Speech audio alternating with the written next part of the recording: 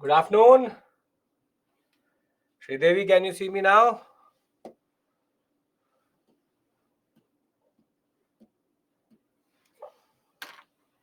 Good afternoon. Good afternoon.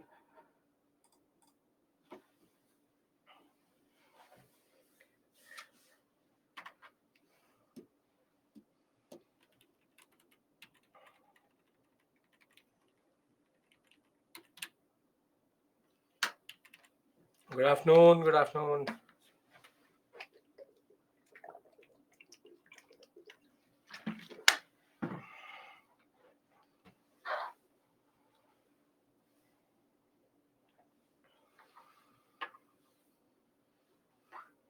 We'll wait for 2-3 minutes.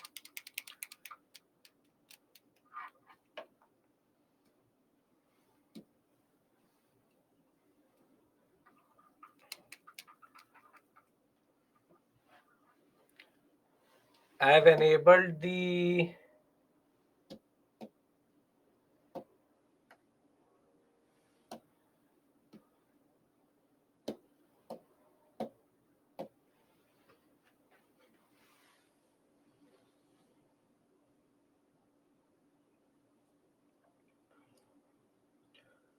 good afternoon.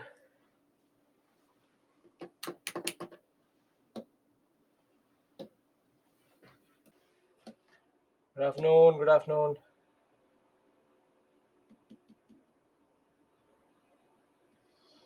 Prabhu, I can't also see it. I think there's a glitch. There's a glitch. I'll get it sorted. I should be able to enable it from here, but my enabling is also not here. No issues. You ask me the question here if you want to, Prabhu. If anybody has any question you want to ask me, you can ask me whilst people join in.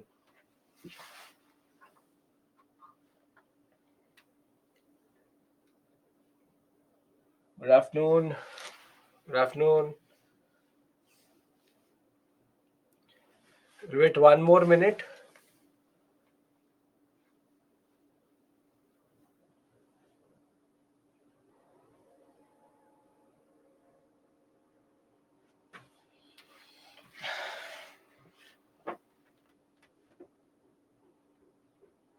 You want me can share second question.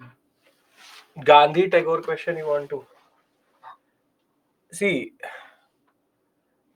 It's asking you about in two sections the differences and the similarities in a way. Let me see the exact question what it is saying. Education and 1 second.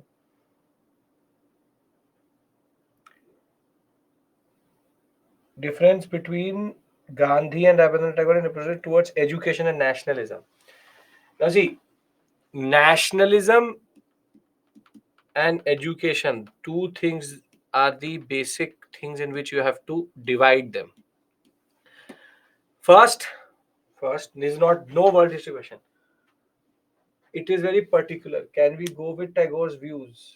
It is very what bigling nature. What do you mean by bigling? See, you have to keep it simple. You can't go into proper Tagore philosophy. See, education is something big in nature. Huh? So what you do is that the question, the getaway, or the way you come out of this question unscathed is by using nationalism. Because education wise there is a lot about Tagore, there's a lot about Gandhian model of education which is based on certain understanding of ashram, and the way he wanted to go for what we call as vocational into Harijan campaign into and changing the nature of schools itself, Western education. A major difference between them would be that in a way Gandhi stressed about vernacular education, less of Western education, and there are quite controversial views about how mathematics or the modern sciences itself is a tool of colonialism. Tagore was much more open about that. So when we talk about Tagore is more open to Western education. His Gurukul model, the best example being Shantiniketan itself, how he brought in both traditional and modern together. That part is going to dominate the first part. It's a 150-word question, so don't have a lot to write. Rather play on nationalism, wherein Gandhian nationalism is mass nationalism based on a certain understanding of struggle through struggle. Use those words there. Use those words there. Whilst talking about Tagore, when it comes to nationalism itself, taking from his father Devendranath Tagore itself, Tagore's nationalistic role that way is there, but is not comparable to Gandhi. While Tagore was a very important literary figure, when we talk about nationalism, Gandhi is a towering figure. So difference would be again the way that Gandhi rejected nationalism, rejected the British in a way through his ideas of Hind Swaraj and all. See, for this type of question, understand this point. For this type of question, your general knowledge about them should be better. That is why I said it's a tricky question. Everybody knows about Gandhi and his nationalism and his education. Problem is the Tagore part. If, for example, you're caught off guard, you don't know about Shantiniketan, you don't know how he's related to Western education, how he's more towards Western education, you have no idea about his role in nationalism vis-a-vis being a literary figure, vis-a-vis the Swadeshi movement itself, how he was important in the extremist phase itself. The problem in this case, if I am a candidate sitting in the examination, I will not leave this question. What I will do is that I have to fill 150 words. Gandhi, right? Write the Gandhi part accurately, and whatever idea you have about Tagore, you write it. What is going to happen is that where you are going to get a 0, at least you're going to get a 4 or 5. It is a tricky question. Except for philosophy optional, and maybe, I think, except for philosophy optional and English literature, no one else would have a very in-depth idea of Tagore.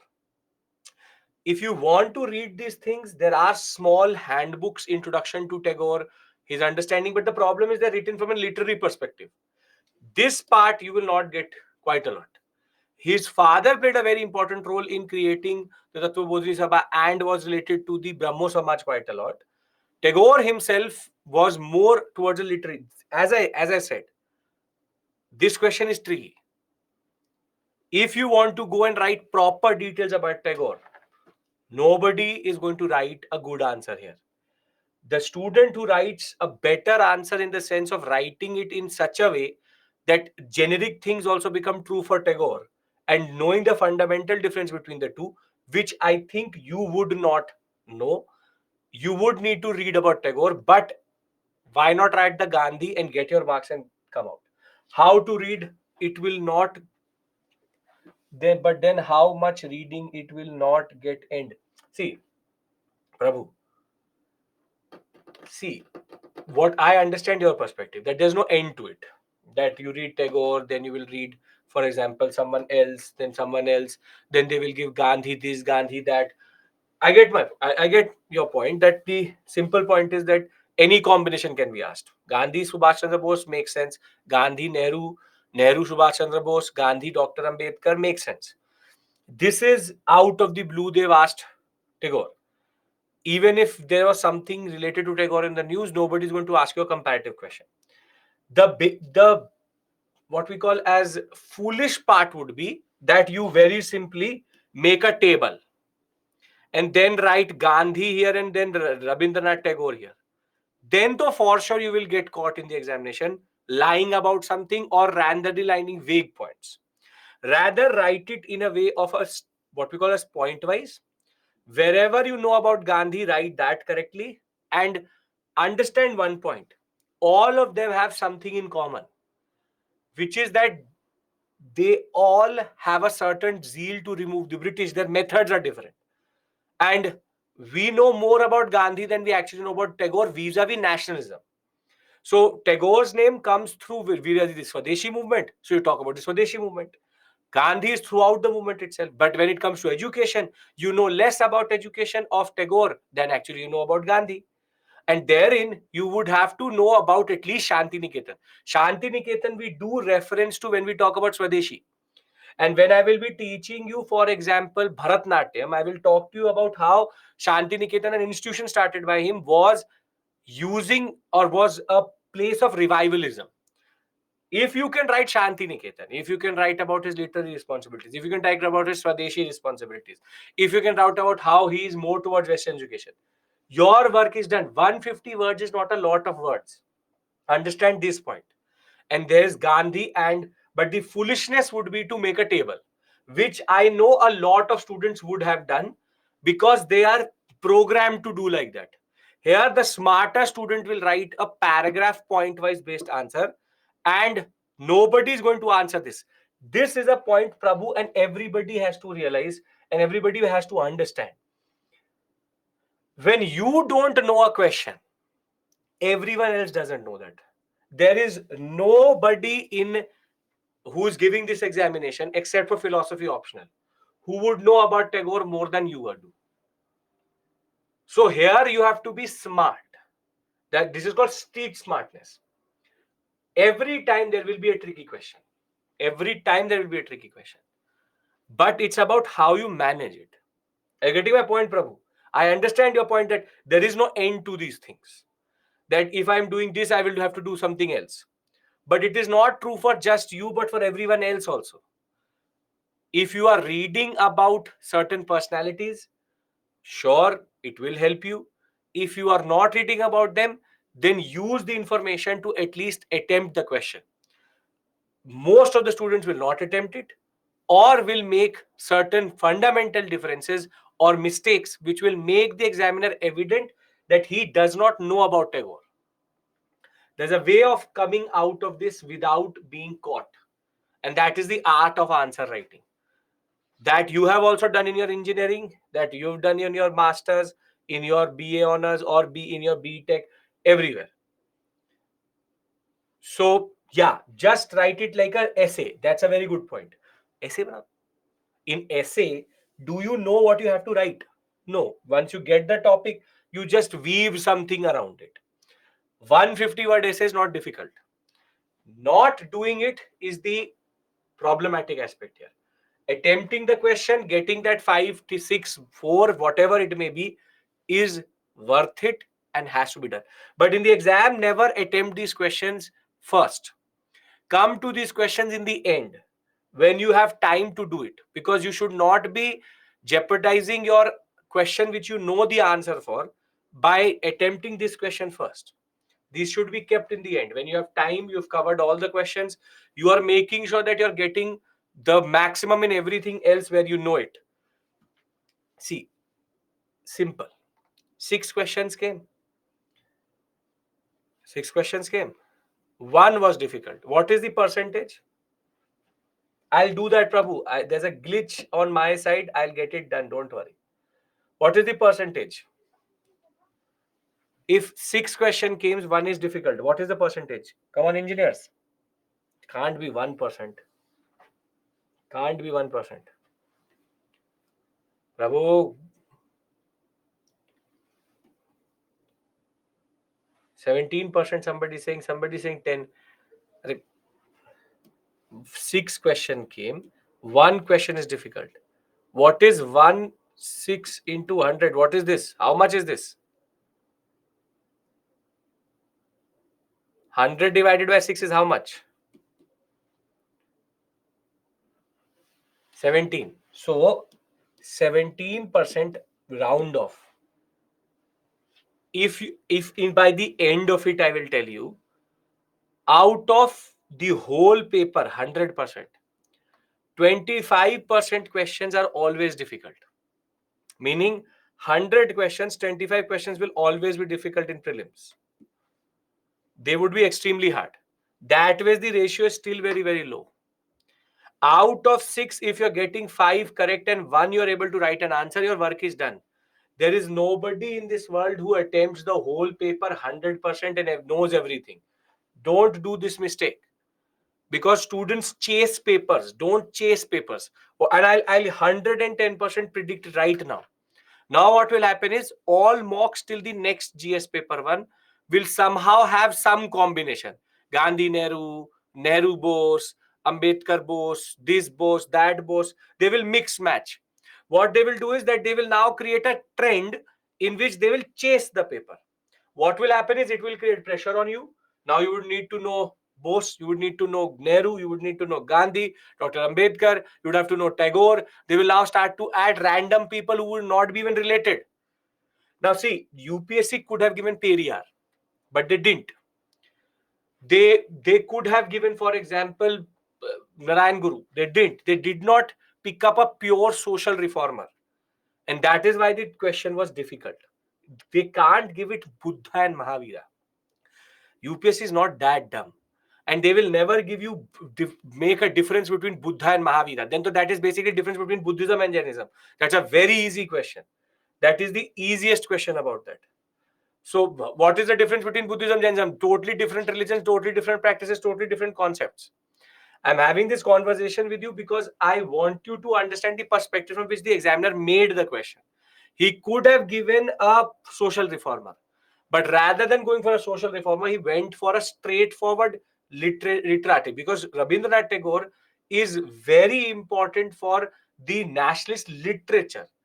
But vis-a-vis how he worked on the ground is a totally different concept itself. So can I come back to temple architecture? Prabhu wanted to have a conversation about this. Anybody else wants to have it? Raja Ram Mohan Roy would be easy again. Those are easy questions because everybody knows about Raja Ram Mohan Roy. He picked up, the examiner, he or she picked up a very interesting personality who are never compared vis-a-vis nationalism, education, about literature, about their contribution to people. They do it. Nationalism, neither of the two are. That's not a good combination. Okay. Can we talk about temple architecture? Yes, come on. Still people are joining in. Yes, Prabhu, we must have calling feature. It is there. There's a glitch when this stream was prepared. I have refreshed it. It did not work. We'll get it sorted. Don't worry. And you will be able to call me by the evening. So don't worry about that. Okay. You can talk about the national anthem. Sure, you can. But that is, it's about comparing two personalities. Those are individual contributions. That way, so Gandhi's list is going to become equally big as Rabindranath Tagore's. It's about their views on nationalism, their contributions on nationalism, differences, meanings, implication. Understand the question. Understand the question. These are questions related to how they approach these two things, their views on education vis-a-vis each other. Okay. So before this break itself, we were discussing temple, and we discussed very simply the basic structure of a temple, and we discussed and we made a 2D diagram of it also. Garbhagriha, Shikhar, Amlaka, Kalasha, Mandapa, Ardha Mandap, and raised platform. But very simply, well, if time allows, take first question in same paper. Again, Prabhu, either you've joined me very late, and I think I have discussed the first question, and maybe you've joined in between. I had a very proper discussion in part A with regards to the question paper. And I think everybody is going to attest the fact that I did. I discussed each and every question. You have either joined late or were not part of that discussion. I've discussed the importance of the in geography and ancient. So yeah, so I was not on time. So go back and you can watch the simple video recording, but I've discussed that. Okay. Now I'm not going to digress in that sense. So temple we've discussed. This is a more formalized way of it, which is that when you talk about the basic parts of a temple, as I said, Garbhagriha, Ardhamandap, Mandap, Shikhar, Amlaka, and Kalasha are standard features which you'll find. Sanctum Sanctorum is where the god resides. Mandapa is where congregation hall, portico, if you want to call it. Shikhar is the curvilinear tower which gives power and gives certain type of grandeur. Could be hollow, could be fully solid. There's no standard rule for that. And then you have also sometimes in different temples, mostly in all temples, you have Vahan. Basically, all gods have their Vahans or vehicles through which they move. For example, for Lord Ganesha, it is the mouse. Therefore, there is a standard concept of having Vahans also installed in the mandapa. This is the end product.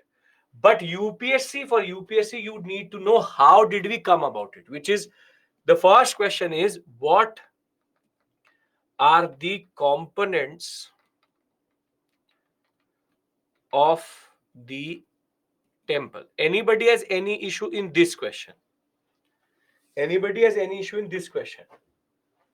What are the components of a temple? You are capable enough of making it and doing it and making it in paper in a small way and no issues at all. Now the question is evolution of temple design and components. And herein you have 5 stages which you need to understand. You will find all of this in NCERT, but in NCERT, the fine arts NCERT is a little bit difficult the way it has been written. So I'll simplify it for you very simply. So you have stage 1. Stage 1, earliest of temples. What we see is that they have a square Garbhagriha. They have a square Garbhagriha. They also have what we call as mandap. But that is it. That is it. So the earliest temples which developed had a Garbhagriha, had a mandap, but no raised platform. And what is also missing is no shikhar. This is the first. And the temple 17 at Sachi is a good example of this, which is a square Garbhagriha, a small mandap with what are called shallow pillars, which are very light pillars, but there is no shikhar.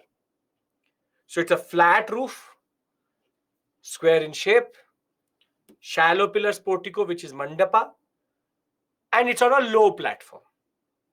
So for us, two major features are absent: no raised platform, no shikhara, and the mandap and mandap distinction only comes later. So we believe that mandap is there, so the mandap is also there in that way. Now comes stage 2, which is by the mid of 5th, 6th century CE. We start to see the stage 2 temples, which is that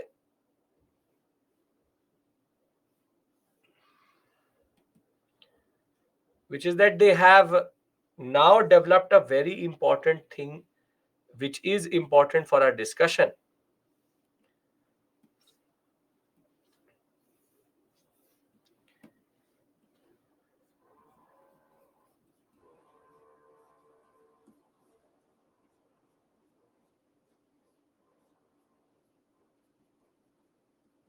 What are they developed out of this image? What can you make out? What have they developed in the second stage? Very good. No shikhara, but raised platform has come through. Garbhagriha is already there. Mandapa is already there. So we have first change in the form of a raised platform, but still the design remains the same. Earlier features, platform is high. However, still we are missing a very important component which will come in the next stage. Example is Parvati temple. Don't have to learn this, but I'm just telling you generally that the Nachna Khurthana, the temple, the Parvati temple there, is considered one of the oldest first specimens of a temple made properly. Not Sachi, but the Parvati temple. Because it has now developed all features except for one. Now, the most important stage, which is by the end of the Gupta period, things started to develop properly, things started to settle down also. So by stage 3, a very interesting thing happens, which is that all the basic components come through, which is that we have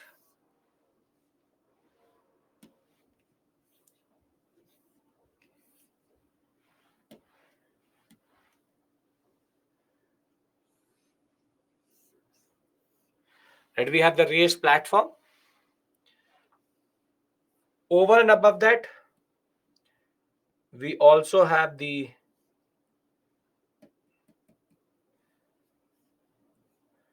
square design of the, it's getting, wait 1 second, it's overlapping. Okay, we have the raised platform, stage 3. Stage 3, we have the raised platform, and we also have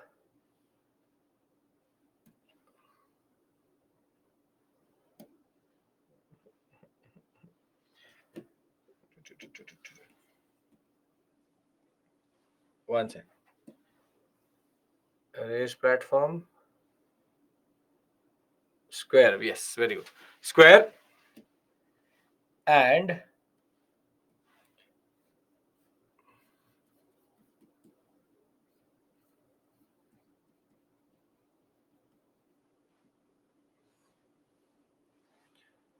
so we now develop all the features: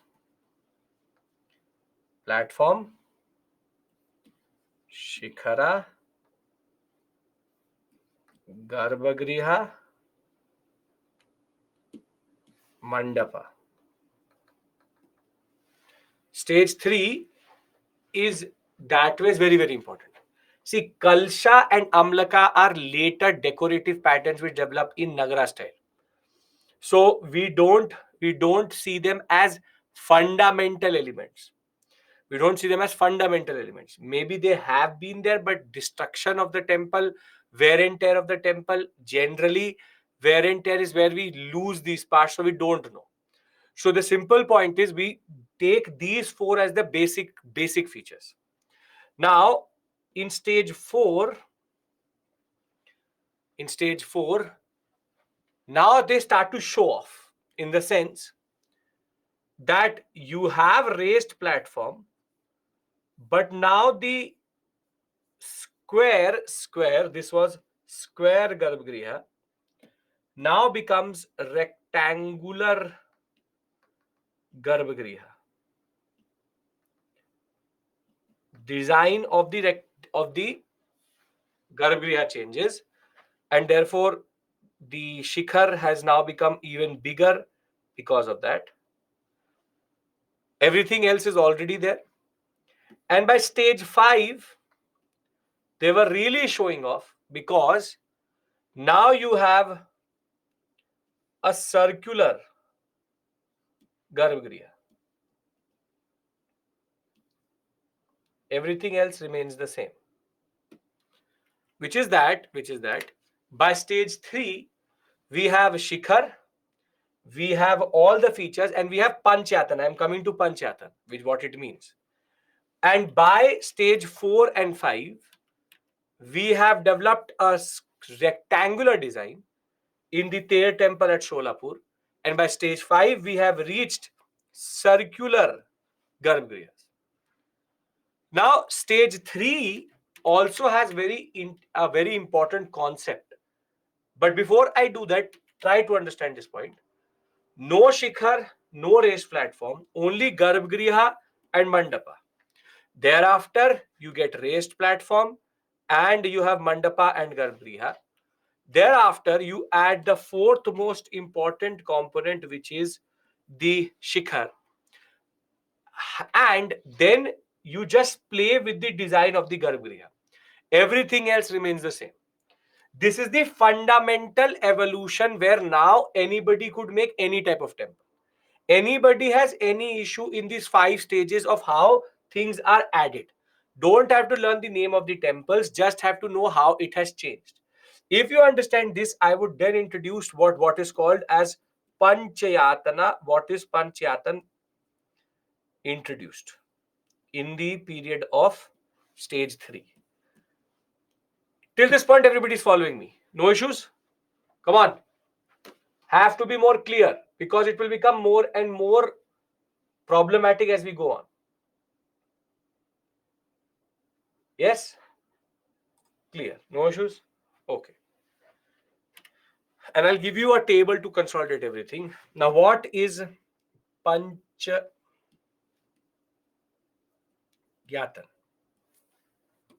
This is a architectural feature, and if I have to use the technical terminology, it is main god with subsidiary shrines. I'll ask you a question and you will automatically understand. When you go to the temple, or if you've been to the temple, or if you've seen a temple, are there multiple gods in the same temple?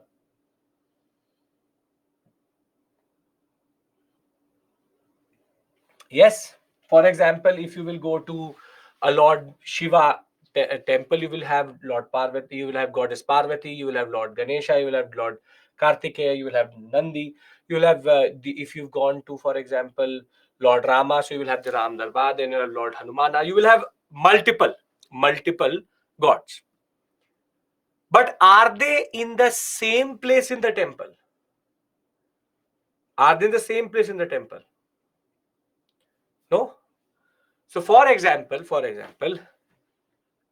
if this is the temple complex, mostly what happens is that if this is the main this is the main Garbhagriha, this is Lord Shiva, then mostly what would happen is that on every corner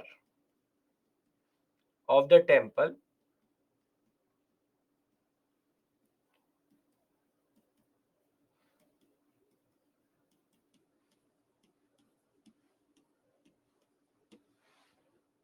you would have Lord Ganesha, Goddess Parvati, Lord Kartikeya, you'd have Nandi.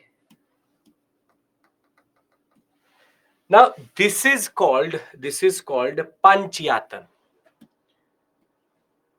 You have main god shrine with subsidiary shrines. But now understand one point. More than one is Panchayatan. Because I know what a lot of you would be do. What you will actually do is you will see Panch as Pach, 5. No. It can be 1 plus 1, it can be 1 plus 2, it can be 1 plus 3, it can be 1 plus 4, it can be 1 plus 8. Doesn't matter. All are called Panchayatan only. The main god will have one big shrine. There is something called clusterization, non-clusterization, that I will discuss when it comes to Nagara style. That's a separate issue altogether. But first, you understand the concept of Panchayatan, which is multiple shrines in the same temple complex. Is this making sense? What is Panchayatan? It could be without one, 3 of them. More than one means Panchayatan. Don't go by the word Panch as Panch. Right? More than one structure within the same temple complex is Panchayatan. Are we clear with regards to the first 5 stages? I would like to put them in a different way on a different slide. Are we clear with regards to it? Yes? Okay. So if I make it like this, for example, stage 1, 2, 3, 4, 5, and if I write it like this, Garbhagriha, platform, Mandapa, Shikhara, Panchayatan. So we have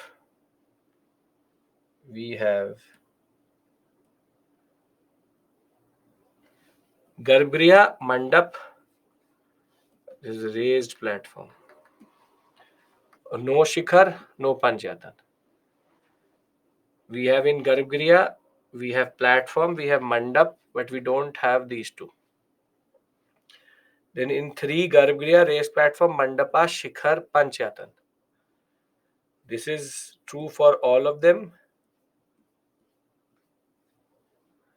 But the only difference is square, square, square, rectangular, circular. And the transitions, one is this, one is this, one is this. Make sense? How have I again rearranged all the things into a much simpler way for revision? Is this table making sense to you? Is this table making sense to you?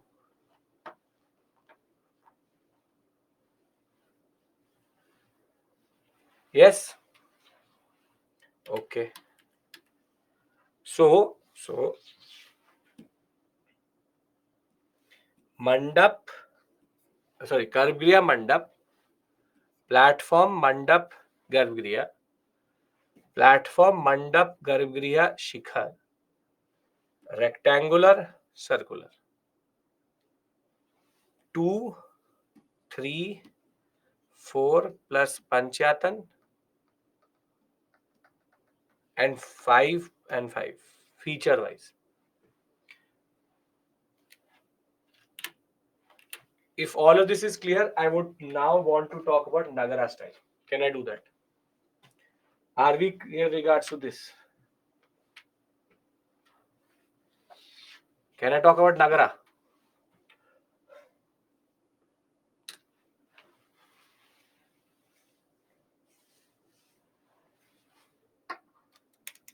Have to say something. I'm teaching something heavy, given in multiple places. Nitin Singh Hania, 90 pages. Have to say yes or no right now. Had your lunch. You have the power. The present day temples, no. Present day temples have no specific design. They are a mix and match of a lot of things. We are talking about temples which were developed in the post-Gupta, early medieval period. Not about modern temples, not about colonial temples. Those nowadays, all temples have all designs. It will be North India, but will have Dravida style. That will not that. All of this is discussion for the Gupta, post-Gupta period. Now, in India, these 5 stages of development plus basic component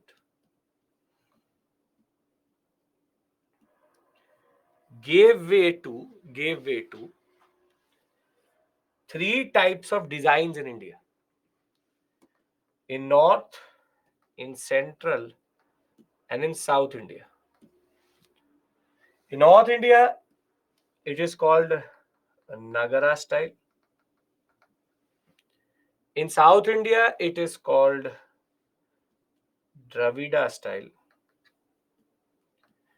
And in Deccan and in Central India, it is called Vesara style. Vesara style has components of both, which we will discuss. Now, Nagara is further divided into three type, or basically 6 different types, which we will discuss. So let's talk about Nagara temples. Now, fortunately, what you have been learning till this point is actually a Nagara temple. But there are multiple points which also need to be known to formalize any question which comes vis-a-vis differences between Nagara, Dravida and Vesara. So the first point is the design doesn't change. The design doesn't change. We have the Garbhagriha.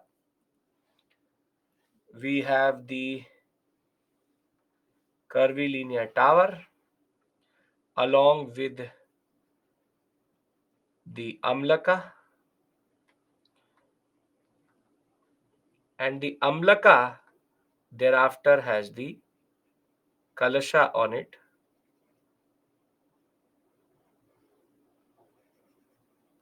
Kalasha on it. This is nothing new for you. Thereafter, the mandap is still there. Mandap is still there. Again, a standard feature which you saw previously.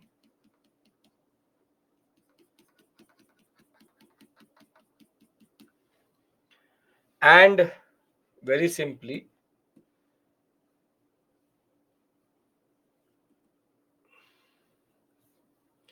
the Ardh Mandap again also exists, which is basically an entrance gate. And thereafter you have the stairs leading up to the temple. However, now the raised platform, as we used to call it, now has a name, which I will tell you what it is. So the basic components remain the same, which is Shikhara,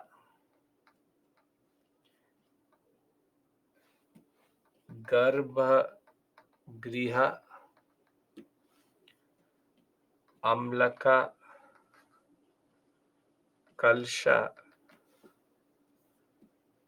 Mandapa, Ardha Mandapa. Now there's a new word which comes through, which is this area is called Antartala. Antartala, which is that it is this sector, which is the where the mandap meets the where the mandap meets the Garbhagriha. It is called Antartal.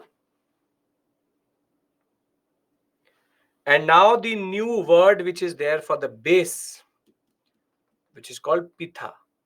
Pitha is nothing but a raised platform. So now they have a word for it, which is raised platform, which is Pitha. Now, further, I'm really sorry about that. Okay, one second.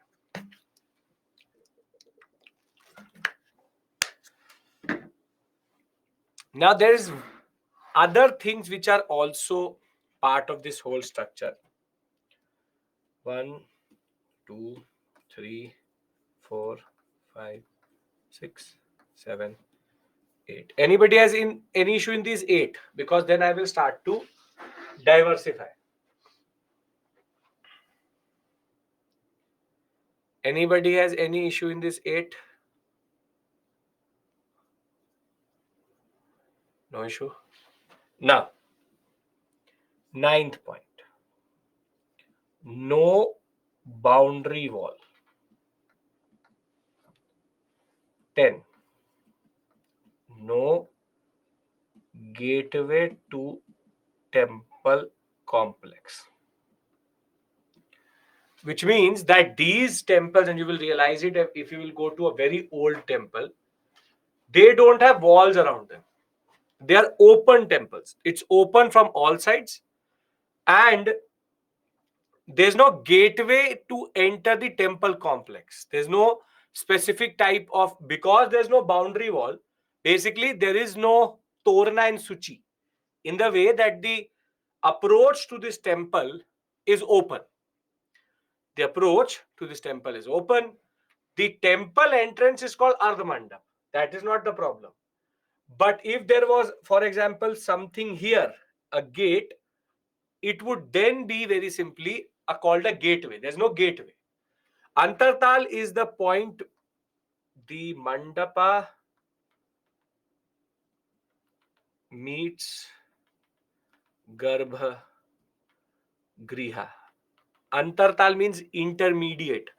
Antartal, what is the transition? So that is the transition from mandap to garbhagriha. So do you understand no boundary wall and no gateway? Anybody? I'll add one more. No water tank or resources. Can anybody tell me why in North India there would be no water tank within the temple premises? Come on. No, it's not about storage. Yes, very good, Neha. Very good. There are perennial rivers on which they are based, and therefore, if you will realize, all major temples are based on riverside. So you would rather go to the river, take a holy bath, and then come to the temple itself. The rivers are free flowing, are perennial, and therefore there is no need for water resources within the temple itself. Now, there is two major points I need to discuss, but for that I need to change the slide. If I do that, anybody has any issue in these 11? Anybody has any issue in these 11?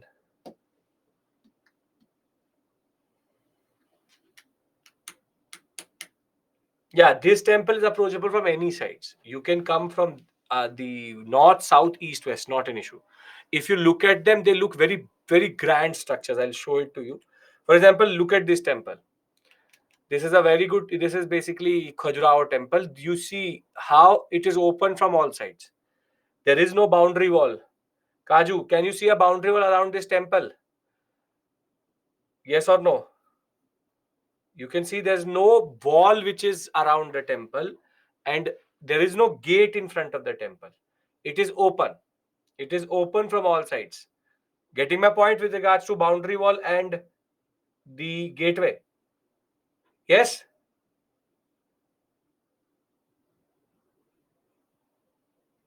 Okay. Now, still anybody, any issue? 12, 13, difficult? Difficult not because it's not difficult, that was new to you. Anybody has any issue in these 11?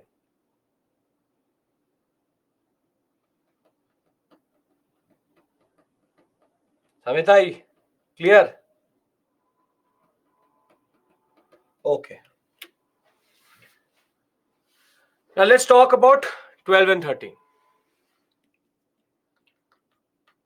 Panchayatan with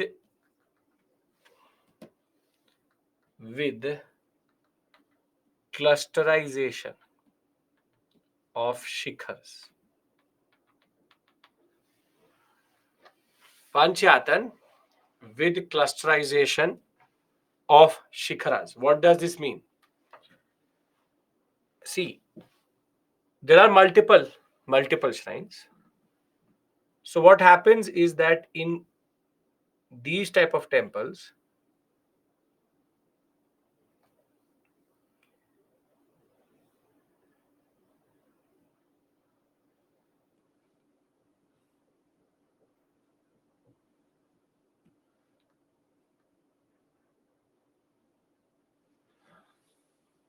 can you see this, or it's showing nothing, just one shikhar with random lines? Can you see the cluster?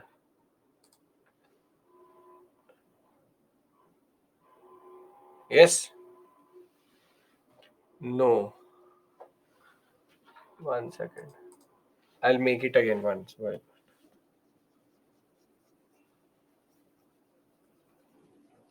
I'll make it again.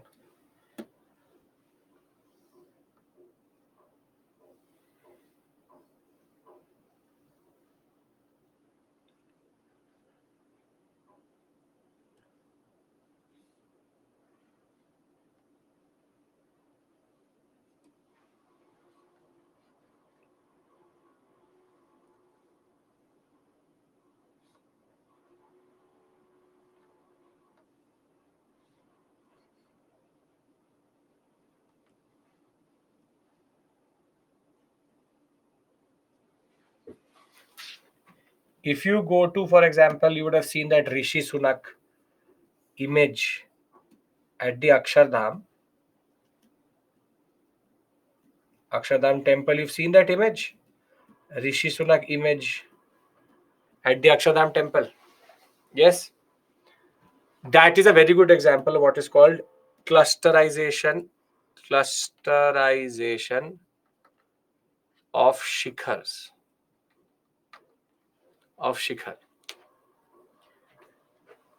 In a way, very simply, there are multiple gods. How many gods are there in this temple? How many gods are there in this temple?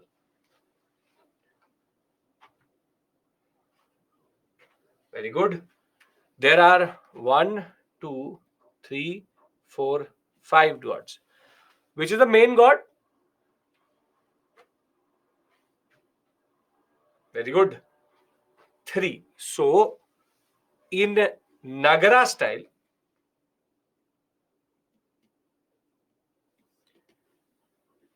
they have Panchayatan with clusterization. And a very important point, the main god is always under the tallest shikhara. Under the tallest shikhara. You will always find the main god under the tallest shikhar. Anybody has any issue in clusterization word and Panchayatan? When I will do Dravida, it will make more sense also. Cluster means these three things. Oh, this one should. These three things are different to each other. You can see this. It's a big green bottle. That's why it's getting blended. This is 1, 2, 3. This is called non-cluster. They are separate to each other. But if I bring all these things together, this is called a cluster. Clusterization. So 3 different shikhars, clusterization of shikhar. Understood? Okay. Now, the last point is that in Nagara style, the decoration and the imagery on the Garbhagriha is welcoming and goddess Ganga and Yamuna are used as images. What this means is that the imagery in the temple and the gates of the Garbhagriha will always have symbolically goddess Ganga and Yamuna. And therefore, there is a certain type of thing that you bring in. Everybody is welcome in the temple itself. This is in contrast to what I will tell you vis-a-vis the South Indian temples, where you have what are called dwarpals. Here, there is no concept of dwarpals or guards who protect the temple. Rather, it is a more welcoming imagery, not fierce imagery. This point will become more clear when we will do Dravida, but the point is, together, there are 13 things which make Nagara style Nagara, which is Pitha, Mandapa, Garbhagriha, Shikhar, Amlaka, Kalasha, Antartala, Ardh Mandapa, no boundary wall, no gateway to the temple complex, no water tanks and reservoirs. Over and above that, there is Panchayatan with clusterization of Shikhar, and decoration and imagery is more welcoming with goddess Ganga and Yamuna symbolically present in front of the Garbhagriha. To repeat these points again, the style of temple is popular in North India. There is a stepped platform through which you go to the temple itself, and that is called Pitha. There further, there is no boundary wall. The earliest temples had one tower, but there can be multiple later. And Garbhagriha is always located, or the main god is always located and placed under the tallest tower itself. Further, outside the Garbhagriha, images of goddess Ganga, Yamuna are placed. Further, assembly hall mandapa, Panchayatan style with main sanctum, no water tanks in the premises itself.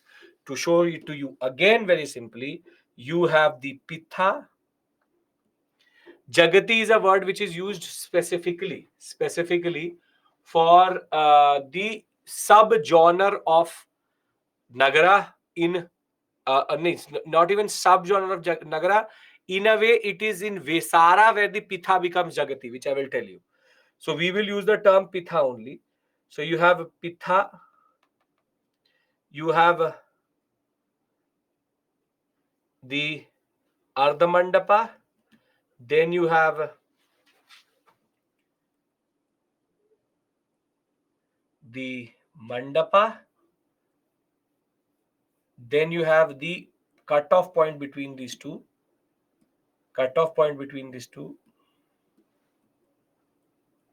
That is Antartala. Then you have Shikhar, Amlaka, Kalasha, Garbhgriha. Forget about this Urushikha, which is a smaller Shikhar, is called Urushikha. And Pardakshin Path is straightforward. This is again basement is not important. So you have again standard 1, 2, 3, 4, 5, 6, 7, 8, 9. Anybody? Gateway, Kaju. Again, you're stuck at this only. Gateway would be, for example, if there is a temple with all the paraphernalia and everything, and there would be a boundary wall with a gateway. This is a gateway. In your house, if you have, when you will, for example, when you become an IS officer, you will get a house. In that house, there will be a main door, but that will be a door for your house, right? But then you will have a good lawn, a good open area, and then you will have a gate. So every in your school or in your college, there would be a gateway, right? There would be a steel gateway. When you go to give the examination, you wait outside the gateway and then you go inside the school. Now, getting my point with the gateway, what do you mean by that? Antartala, same thing. Avni, no, it is a mixture of a lot of different styles now. Okay. Nagara taken from the word, what is the meaning of Nagara? Nagara is Nagara. Nagar can be your word, but Nagara style is an implication for North India. There's no meaning for Nagara. There is no meaning for Dravida, there's no meaning for Vesara. Nagara is just a style word which was used in different texts itself. Are we clear? You're now digressing. Are we clear with regards to the 13 points we have discussed here? Because the stories does not end here. Nagara is further classified into further different subgenres. Are we clear with regards to this? Yes, no, have to say something. Yes, clear. Very good. Now, okay. Now, Nagara style is further subdivided into two things, or is because there is a lot of variation, regional variation, and variation in design and in way also.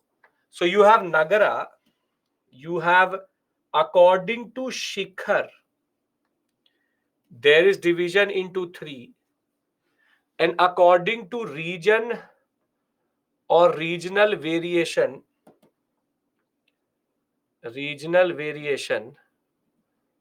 there's also further division into three.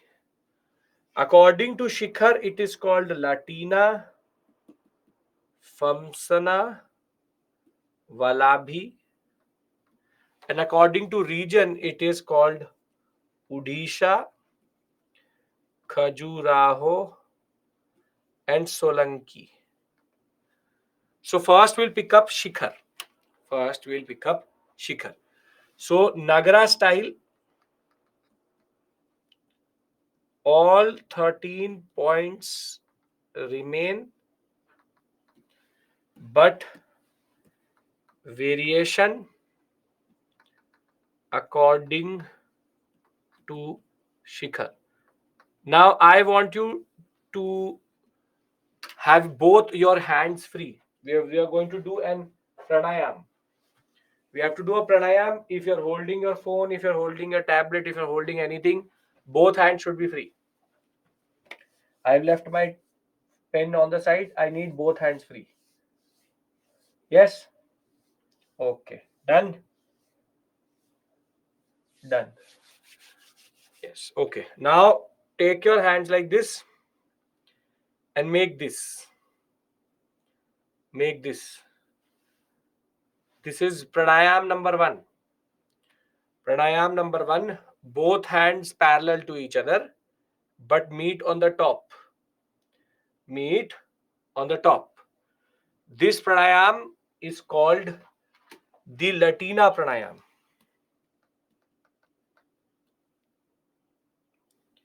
Latina Shikhar. Right? Latina. The spelling you see, because I don't want you to mess it up later. Latina. Also called Rekha Prasada. So we'll call it Latina or Rekha Prasada. Now, what was the feature of the pranayam? The feature is that it is called a curvy linear tower in which the walls, the parallel walls, remain for quite a long time parallel, like this, but then very sharply meet at the top. Very sharply meet at the top. This is called a Latina Shikhar. This is called a Latina Shikhar. This is called curvy linear Shikhara. It's about a matter of perspective. From the outside, it is convex. Convex, what we call as convex. From the inside, you can call it concave. Convex curve.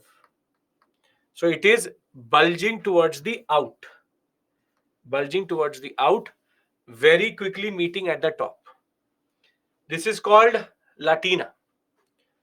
The next one is called Famsana Pranayam or Shikhar.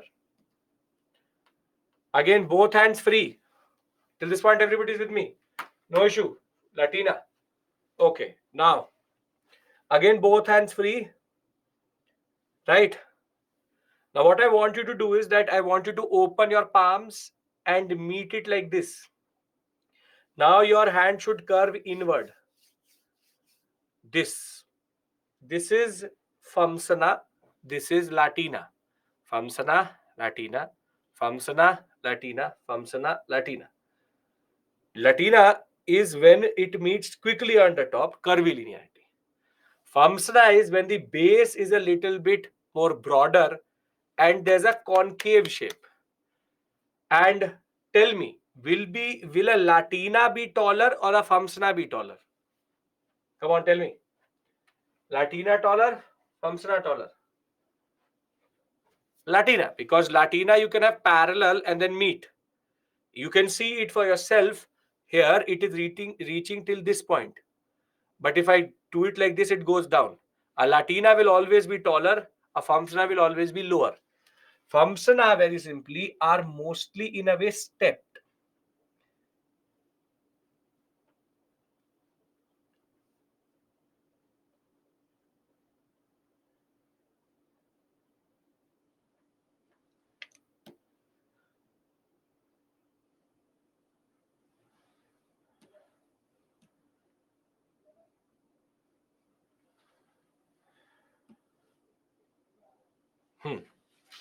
Here, you see, very simply, if I draw a line like this,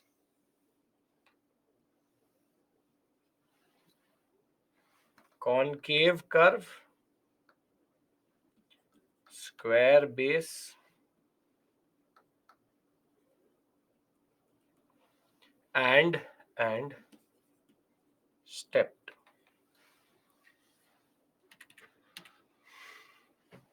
Shikhar, square, base, walls, slope inward. It's about how you look at it. Slopes inward, also called Rekha Prasada. This is the example for this. Famsana building is broader, shorter than Latina, and the way it is outwards, wherein the roofs are composed of several slabs gently rising to the point of the center, which is 1, 2, 3, reaching till this point. And the very simple point is they're much shorter than a Latina. And Famsana roof do not curve inwards. Instead, they are either straight or go outwards. Inwards and outwards matter as per perspective. Very simply, as per perspective, this could be inward for you. Somebody, it could be outwards. It was, if you look at from here or here, it's that's the difference. So rather, I use the word convex for this and concave for this. That is a better word, because inward outward makes no sense. So we have two types: curvilinear, inward, and outward, or convex and concave. Famsna and Latina you will be able to identify according to the way it has been made. Yes? Come on. Yes, no, I have to say something.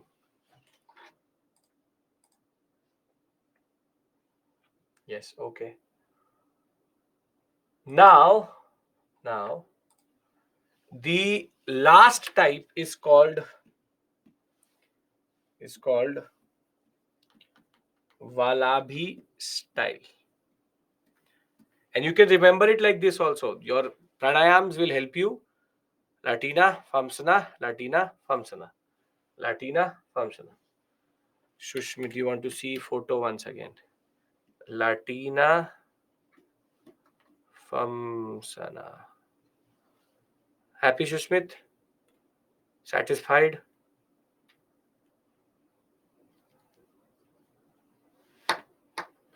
Oh. Valabi. Valabi is called vaulted shikhar. In this, the main thing is that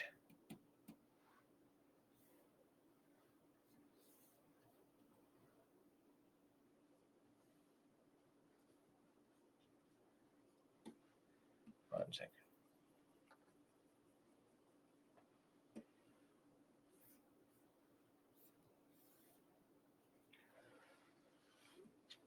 When you have the base as a rectangle, then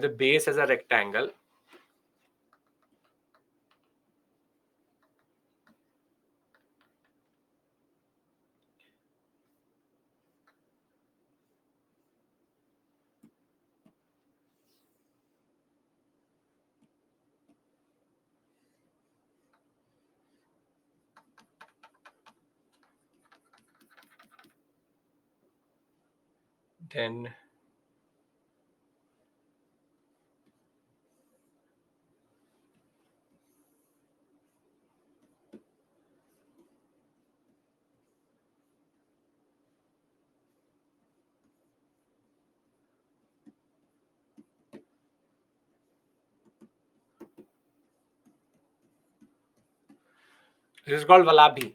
I'll show you an image of it. Valabhi has this vaulted design. Basically, like vaults are kept on each other. This is called vaulted Valabhi design. Subtype and rectangular buildings, vaulted chambers, and formed by this is standard 5th century. By the time we come to the Gupta period, it has become very standard. So very simply, just to keep all three on the same page, you have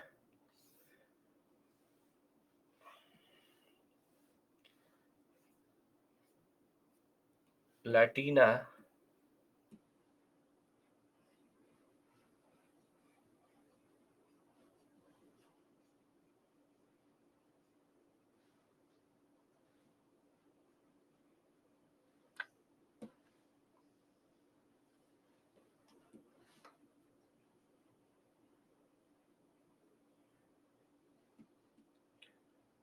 Famsana and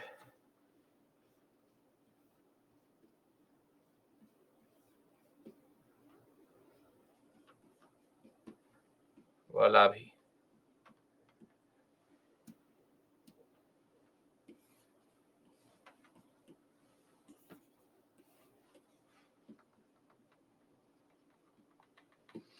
Anybody, any issue here? These three types, according to Nagara, Shikhara. Anybody has any issue? Then I'll give you a break here, and then we will go forward with the regional holes. We are too much to manage. Valabhi is 3 points, rectangular, vaulted, and that's it. 2 points, are not even 3 points. What is the issue? According to Shikhar, one is inward, one is outward, and the other one is vaulted. This is the only point which you need to know. Inward, outward, vaulted. That's it. In the examination, they will describe it to you. You should be able to identify. Come on. Like this, you have to tell me the issue. These are regional variations. Sushmit, come on, tell me. I'm telling this is according to Shikhar. You are saying regional variation. I am telling you this. Is this regional variation? Shikhar, Sushmit, you only tell me. This is regional variation. This is according to Shikhar. Regional variation I'm coming to. Region or Odisha and all. Are we clear till this point? Still one complication is left. I'm not touching it right now. The 13 points which were true plus these Shikhar.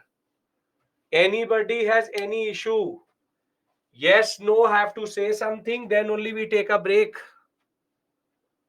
Valabhi in North India can be seen in which area? Again, it is these shikhars can be used in any area of North India. Can be in east, west, anywhere. There is no set rule. This is variation according to shikhar. It could be in Jammu and Kashmir and it could be in Bengal. Both could have mix of Latina Famsana, and that is not the differentiation. This is according to Shikhar. Regional variation would be according to region. There are only three: Odisha, Khajuraho, and Solanki. Right now, we are not talking about in the same place in Delhi. You could have a Latina also, have a Famsana also. In Odisha, for example, Lingaraja temple is a Latina, and the Sun temple Konark is rather a Famsana. So there can be differences. That's not the problem. So are we clear with regards to these points? Have to be more vocal, have to be more clear. No issues. Okay. So then we take a break. It's what? 5:05. Come back at 5:15. Finish Nagara in this section. And when we take our 20 minutes break, we will come back and do Dravida. This type is only in north side, obviously, because it is Nagara. Now what you are doing is that you're fundamentally altering what we are doing. Nagara will always be in North India. This is within North India variation. Are you getting my point? This Himalayas are there. Then there's inner Himalaya, outward Himalaya, Shivalik, this, that. This is that Shivalik and all. All are in Himalaya only. Same way, all are in North India only. The point is that they have different, same place can have three temples with three different shikhars. Anu, getting my point? All are north because it is North India, Nagara. Yes, no, say something. Yes, okay. We come back at 5:15 and we take the story forward.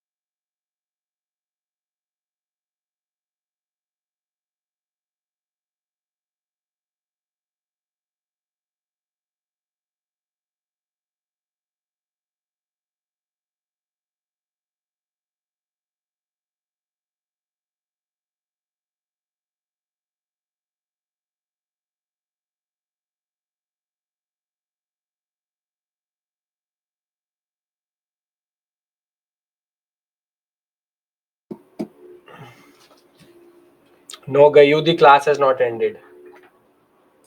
Okay. Right. Last 15-20 minutes. Can I expect attention from you? That is why I gave you this break.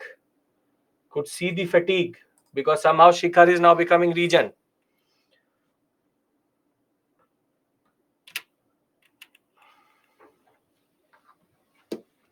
Yes? Okay. So according to Shikhar, Nagara 13, this 13, these 13 plus 3 types of variations can be there. So very simply, these are the 13 designs or 13 components which make Nagara. According to Shikhar, there can be 3 variations. This can be in any region, same place, 3 temples can be made in 3 different Shikhars. But what will be common to them will be these 13 features. So this is one way of division of Nagara. Anybody has any issue here, still fundamentally don't understand, tell me. Then I will discuss regional variations.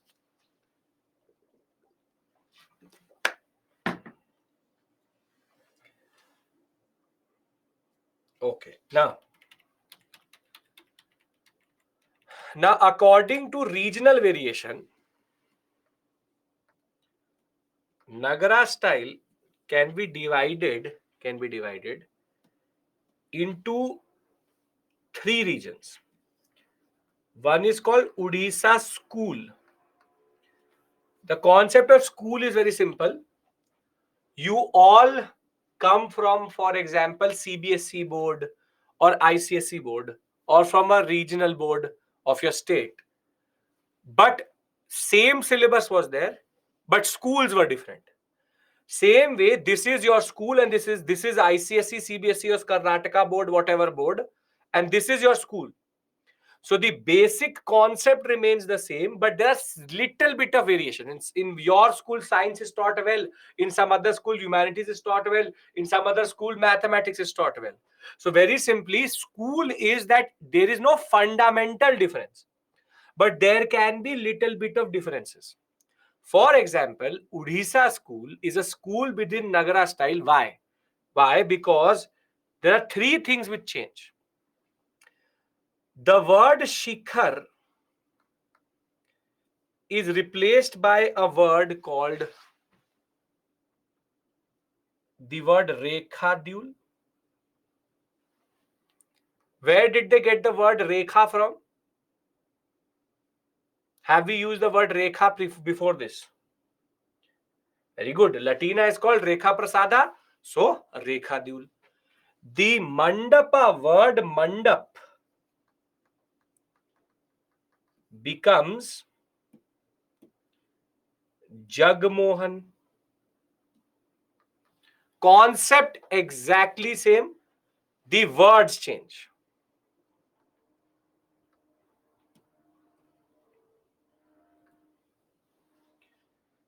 Words change. Plus, there is one exception, which is boundary walls are present in Odisha Nagara school. Odisha Nagara school. So, when we talk about Odisha, this is Sun Temple Konark and this is Lingaraja Temple.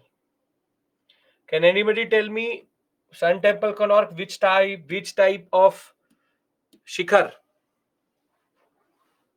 Sun Temple Konark which type of Shikhar? Very good, Famsana. And Lingaraja? Lingaraja. Latina. Famsana. Latina. Right? Okay. Now, what are the basic features? 2 examples we already discussed. Lavish exterior decoration. Interior walls are very plain. No use of pillars inside the temple. Iron girders are used. Basically, They use very good iron they use big girders. You would have for sure seen in your life what are called garter patti houses. Garter patti have, I think you would have heard it for sure. So you would have seen something like this. This is called garter. This is called garter. Iron garter is this, or beam as we call it, but in regional variation in the way we call it is this is called garter. And they will then put big red colored slabs on it on both sides, and then you get a roof of a house. Ever seen it? One iron beam in the middle, and then red colored big sandstone. This is called an iron beam or girders. So very simply, in Odisha style, they use the iron girders quite a lot to make the roof. Shikhar becomes Rekhadyun, Mandap becomes Jagmohan, square plan, but this is the exception. Boundary walls are there in this temple. All 13 features are there, but there's one exception, so 12 features are there. This is Odisha school. Now, the second school is called Khajuraho School of Nagara. When we talk about Khajuraho School of Nagara, it is very important to understand that this is the best example of Nagara, has all 13 features with no exceptions, but a theme is not based on other temples. The theme is eroticism coming out of the Kama Sutra. That is the only reason why we call it Khajuraho school separately. See, Khajuraho school, you have the Lakshmana temple and the Kanderiya Mahadevi temple at Khajuraho, was in the news also. It's the best example. You can see Pitha, you can see Panchayatan, you can see Shikhar, you can see Mandap, you can see Ardh Mandap. There is no boundary wall, there is no entry gate. So it is in the central part. Chandela rulers made it. Both interior and exterior walls lavishly decorated. Theme is the Kama Sutra or eroticism, made out of sandstone. Has Garbhagriha Mandap, Ardh Mandap, north and east facing, built on high platform. Jain temples of this region also exhibit the same type of quality. Panchayatan has followed. This is the best example. There are no exceptions. There are no exceptions. Now, the last school which is there is very simply called the Solanki school. Solanki school means Gujarat, and Solanki school has 4 very important distinctions. Firstly, it has boundary wall,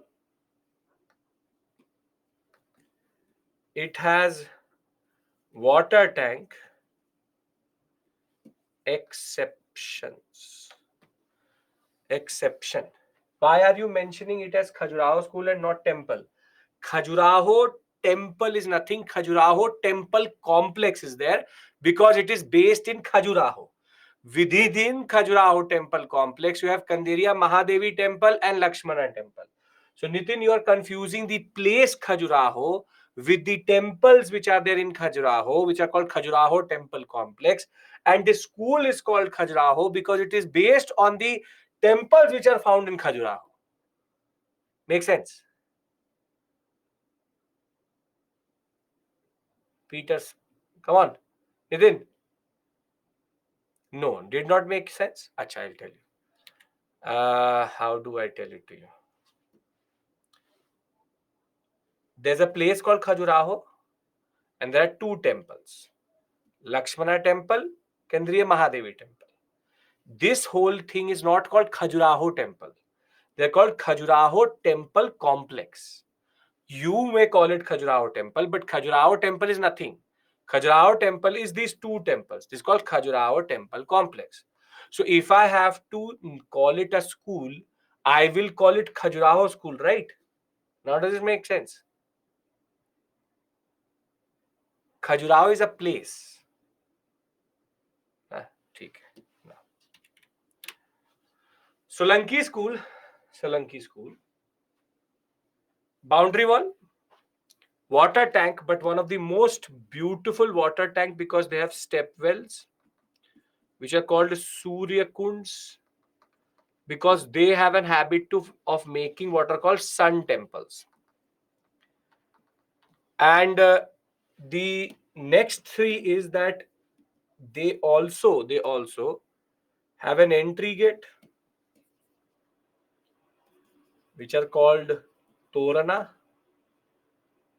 and very simply, Solanki has all other features of Nagara. So the exception here is these three: boundary wall, water tank, and entry gate.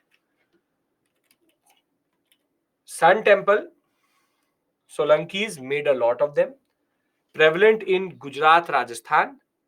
Solanki rulers made it.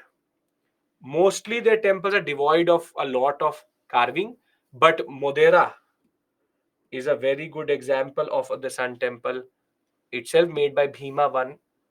Garbhagriha and Mandapa are connected internally, externally. Basically, there's no antartal, in a way that you can go from Mandap to Garbhagriha, but you can also enter the Garbhagriha from outside.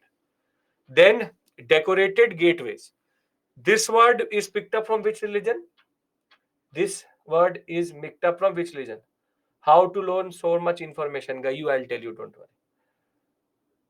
Buddhism, very good. Surya Kunds are a unique feature. A lot of what we call as step wells in that regard, and use of diverse material. They use the black basaltic rock, which is available quite a lot in this section, and their temples mostly face the east, as it is because they are sun temples. So now Gayu's question is, what do I do with all this information? What do I do with all this information? How do I learn all this information? Firstly, for first and foremost thing, Gayu and everybody, come on. I have discussed 13 features with you. Antartal, Garbhagriha, Mandap, Ardha Mandap. You have Pitha, Shikhar, Amlaka, Kalash. Anybody has any issue in learning these 13? Gayu, come on, tell me. Any issue in learning these 13? Is Jagannath temple an example of Khajuraho school? Jagannath temple is where, Kaju? Kaju, where is Jagannath temple? In Odisha. So what school should it be?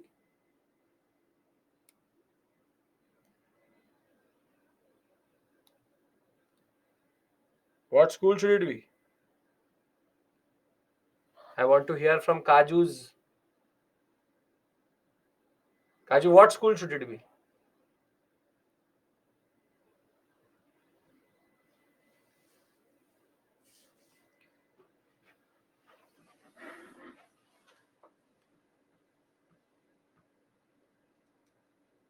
Waiting, Kaju.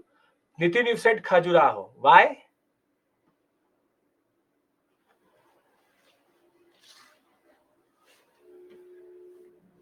What is the confusion here? I'm not understanding.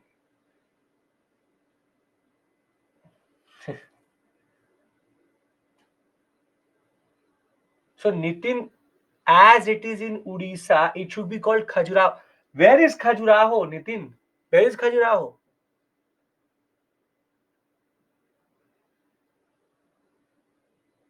You can't playing a game here.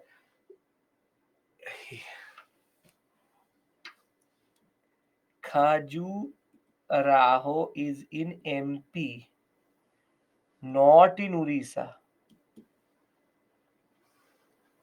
Nitin, don't undo whatever I've done for the past 6 hours. नहीं, okay sir नहीं.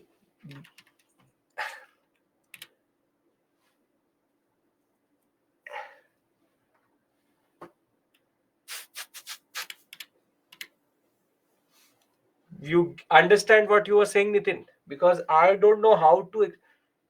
Khajuraho is in MP.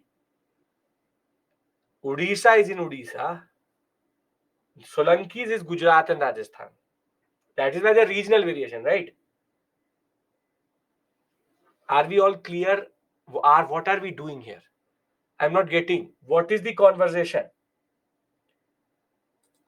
Very simply, 13 features. Now I'm not going to go forward till everybody understands. These 13 features were taught to you. Anybody has any issue here? And I don't hear everybody's yes, I don't move forward. Some of you are sitting there randomly. I don't know with what in your mind. Anybody has any issue here? If yes, you tell me what is the issue. What is the issue? Then we move forward. If anybody says yes, we wait for that person. No issue in this. Pitha is the base. Raised platform is called Pitha in Nagara style. Nobody has no issues in this 13. Now, very simply, these 13 are called Nagara style. Now, Nagara style can also vary as per region, and because Shikhar design is not very simply put in as a fixed concept, Nagara style is this 13. Thereafter, Nagara can be divided into two types. One differentiation is on Shikhara and one is on region. Now, in Shikhar, there can be inward Latina, outward Famsana, and rectangle Valabhi. And in region, it can be Odisha, Khajuraho, MP, and Solanki, Rajasthan, Gujarat. So very simply, you tell me, can there be a temple in Rajasthan which has all 13 features and a shikhar which is inwards?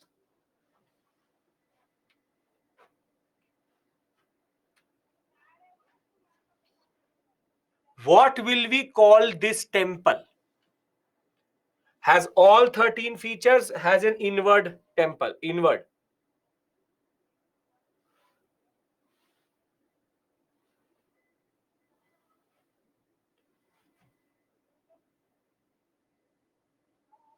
Okay, this will be called, very good. No. Sridevi, this will be called a Nagara Latina. Very good, very good. Perfect. Now you're becoming historians. We will not call it Solanki because Solanki, there would have to be exceptions. Let's do one thing. Let's play a game. And once everybody gets the game right, then only we'll move forward. Can we do it? Because now I get it, you are mixing things up, and therefore I need to make sure that you understand. Okay, very good. A, B, C, D, E, and F. There are 6 different temples. Now please pay attention. 13 means all 13 features, right? This has 13 features plus a inward, or rather I'll not use the word inward, I'll use convex shikhar. This one has 12 features, plus has boundary wall, and plus has concave shikhar. This one has only 9 features, plus it has a concave shikhar. This one has a boundary wall. This one has a water tank, and this one has a entry gate, right? Thereafter, this one has 13 features, plus is in Rajasthan, plus it has rectangular shikhara. Thereafter, I have one more type of combination, which is that 13 plus it is in MP, plus it has erotic theme, and very simply also has what we call as convex shikhara. Now, last but not the least is has 12 features, boundary wall plus convex, plus it is in Odisha. This one is also in Odisha, and this one is in, no, we'll not put this in Odisha. We'll not put these either of them in Odisha.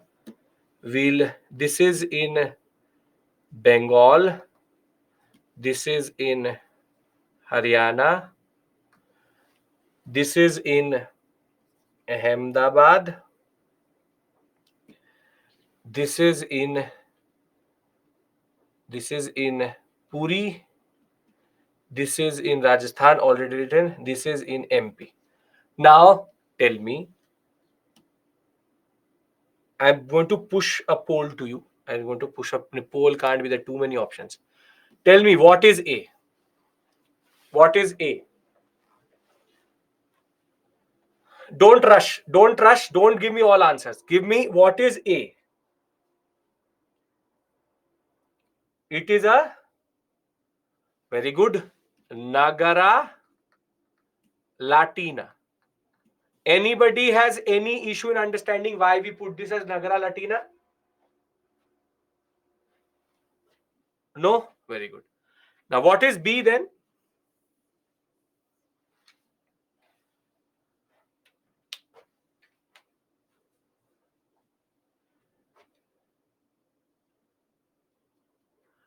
Very good.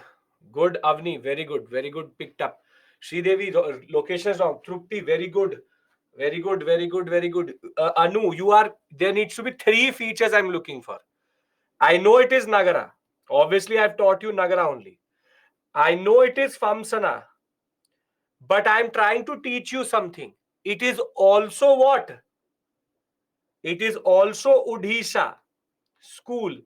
It is not a given that area will.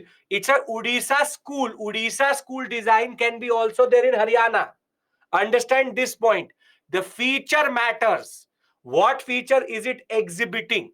So this is Nagara Famsana Odisha. Now tell me, what is C? What is C?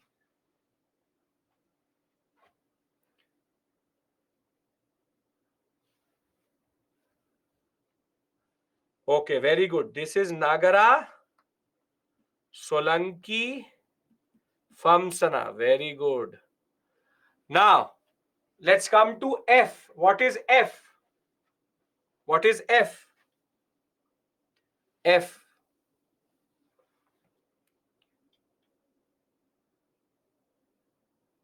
Hardeep, it's not, it cannot be Valabi. D is Valabi. The only one Valabi is D. Very good. This is Odisha Nagara plus Latina.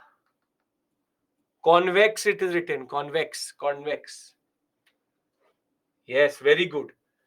This one will be what? This one will be what? 13 plus Rajasthan plus rectangle. Very good.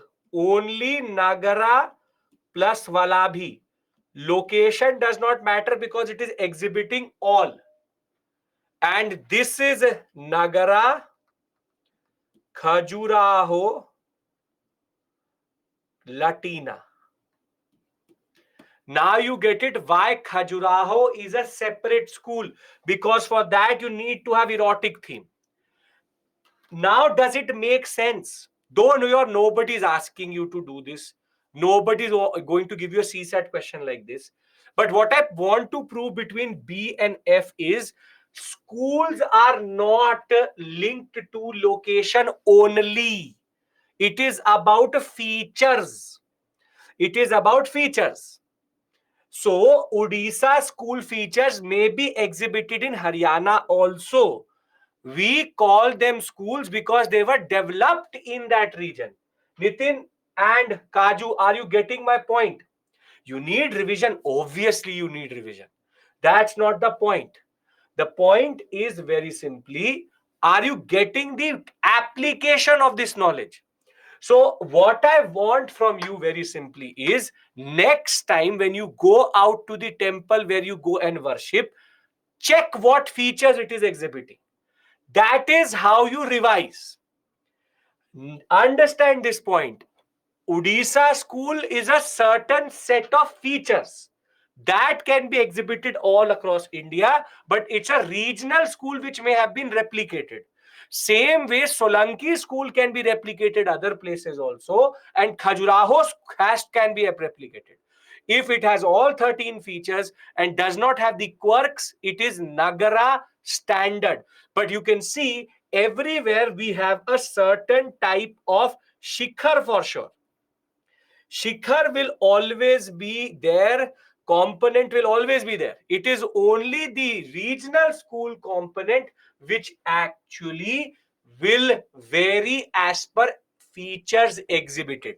If all 13, it is pure Nagara. If it has certain differentiations, then it is something else. Are we now clear with regards to what does this whole concept mean? And now, Gayu, do you have the ability to understand this and apply it via understanding? It is not something you learn. You understand 13 features remain the same. It is about exceptions. Can I close this story and we take a break and come back and do Dravida and Vesara? Can we do that? This is not the way the book has written it. The book has a very, very bad way of teaching all of this. And I hope now you have conceptual clarity, because conceptual clarity will give you the ability to write an answer in the examination. Yes? Okay. So we will now take a break because I've taken your 5 minutes. We'll come back at 6:05. We'll come back at 6:05 and we will take the story forward and discuss Dravida and Vesara. Right? Thank you. Yes, Prabhu, it will.